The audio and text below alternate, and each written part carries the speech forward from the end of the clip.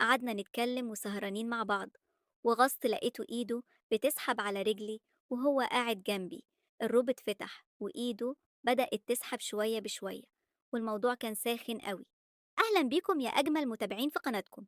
النهاردة هقدم لكم أجمل القصص، فمتنسوش تشتركوا في القناة وتفعلوا زر الجرس علشان يوصلكم كل جديد. صاحبة القصة بتقول: كنت متجوزة وعايشة معايا ابن صغير، وجوزي كانت ظروفه على قده. بصراحة كنت متحملة وقلت خلاص نصيبي. ولما جوزي تعب وقعد في السرير فترة كبيرة توفى، وزادت الظروف أكتر وسابنا مدونين. يعني ما كانش عندنا أي دخل إضافي. المعاش كان على قده خالص، يكاد يعاشني أنا وابني بالعافية. سبت الشقة اللي كنت عايشة فيها ورحت قعدت في مكان زي الحارة كده شوية. قلت إن الإيجار بتاعه هيكون أوفر شوية وأرخص من المكان اللي كنت عايشة فيه. كان في الحتة دي ميكانيكي، وسمعت عنه حكاوي كتير. أول حاجة سمعته إن هو بتاع ستات وعينه زايغة، وكمان اللي خلاني أفكر فيه إن هو فاني قوي. بس عيبه الوحيد إنه ما بيسيبش ست في حالها.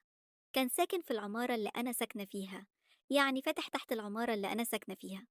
ومن هنا بدأت أشتغل عليه. أنا طبعا صغيرة وحلوة، بدأت أجيب عبايات محزقة شوية وأهتم بنفسي، أحط مكياج وكده. وبقيت أروح واجي، أوقف مع واحدة وأبصله كده بص من تحت لتحت. طبعا كنت لسه ساكنة في الحتة، والناس كلها بتتعرف عليا. وهو طبعا أول ما شافني عايز يعرف منين جاي. متجوزه مش متجوزه، ما كانش بيسيبني أبدا. بصراحة ضحك من هنا، غمزة من هنا، لحد ما لقيته هو من نفسه ارتاح وقال لي: أمري، انتي عايزة أي حاجة أنا أعملها لك. طبعا عارف إن جوزي مش موجود وأنا معايا طفل صغير ولسه جديدة في الحتة. ومن هنا بدأت أشتغل عليه. كنت محتاجة فلوس ومحتاجه فلوس، وهو كان روح فين ولا أعمل إيه.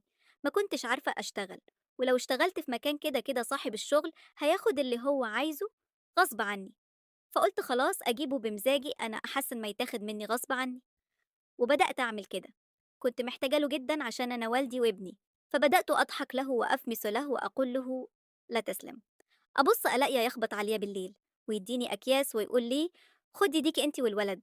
كنت أفرح جدا وأقول له: شكرا، ده بس أنت تعبتك كده وتعبت نفسك معانا.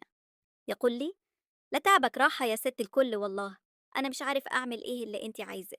وفي مرة كان جاية بالليل وجاب لي برضو الطلبات، شوية فواكه وحلويات، وقال لي: دي ليكي وللولد.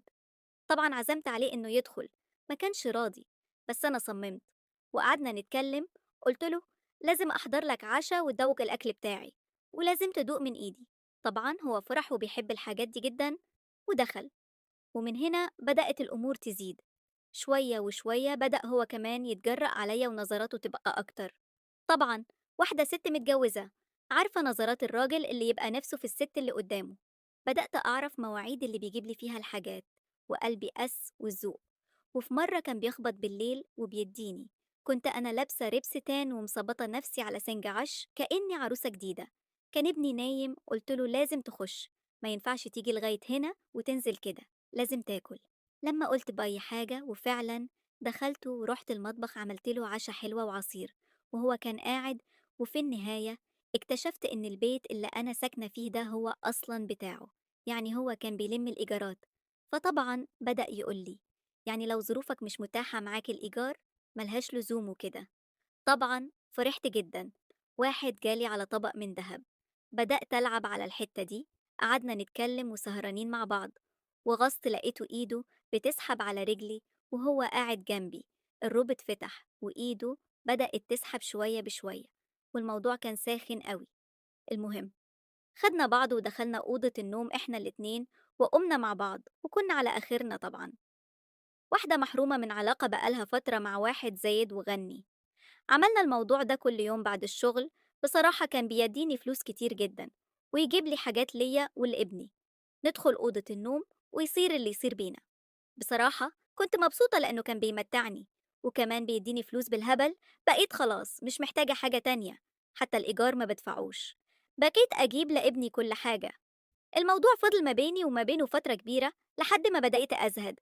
حسيت إني زهقت منه، زي ما تقولوا كده، عايزة أغير. مش ينفع أظل معاه، خلاص الفلوس جريت في إيدي. المهم كنت بتعامل مع سوبر ماركت، وجابوا واحد شاب وسيم زي القمر.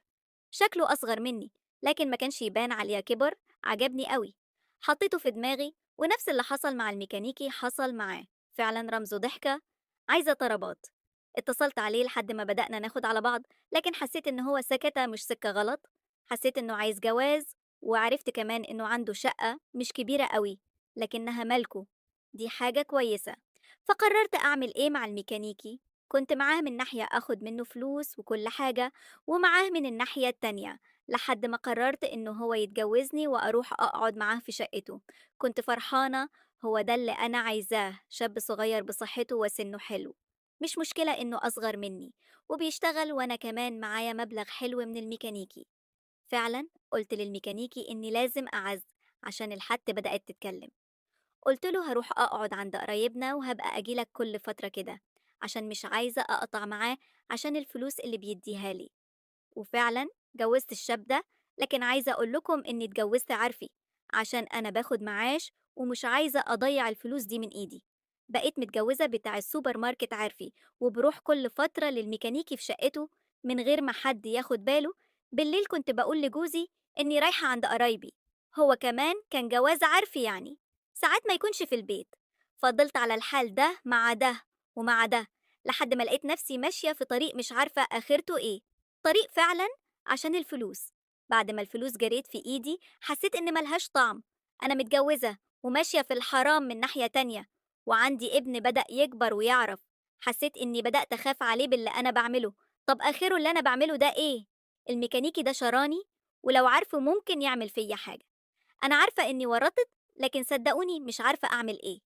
الحاجة كانت وحشة، وخصوصا إن كان معايا طفل صغير، فمش عارفة أتصرف إزاي. أي حد عنده حل لمشكلتي يقولي في التعليقات، راح أقرأ جميع التعليقات. كانت معاكم ميرا، نلتقي في قصة جديدة. مع السلامة.